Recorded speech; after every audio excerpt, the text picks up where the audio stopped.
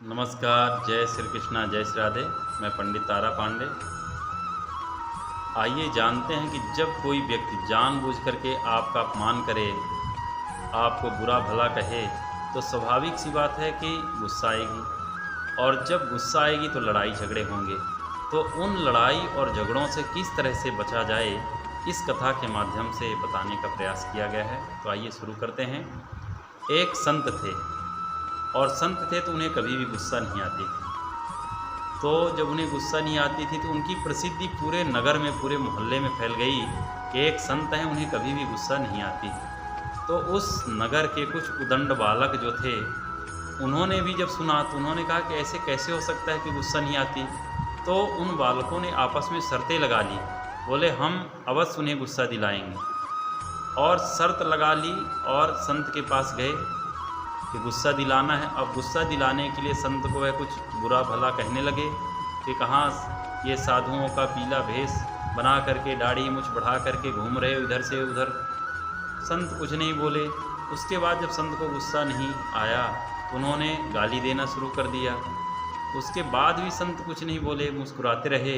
तो जब वह थक गए, हार गए कि इन्हें तो गुस्सा आता ही नहीं, तो बैठ गए संत के पास और बोले कि महाराज, हमने आपको इतना बुरा भला कहा, तब भी आप गुस्सा नहीं किए, इसका क्या कारण है।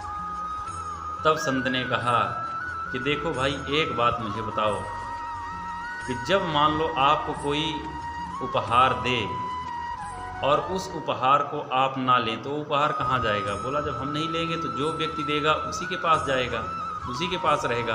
तो बोले ठीक उसी तरह से तुमने मुझे गाली दी और हमने उस गाली को लिया ही नहीं, तो फिर हम गुस्सा क्यों करें, वो तो तुम्हारे ही पास है।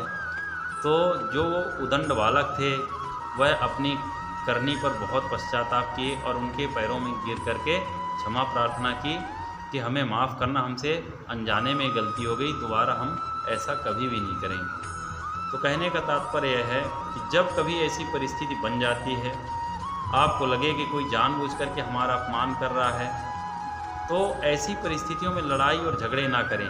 बस यही मन में विचार करें कि वो बोल रहा है, गाली भी क्यों ना दे रहा, हम लेंगे ही नहीं, तो वो दे रहा तो वो गाली उसी के पास है, तो गुस्सा करने का सवाल ही नहीं है।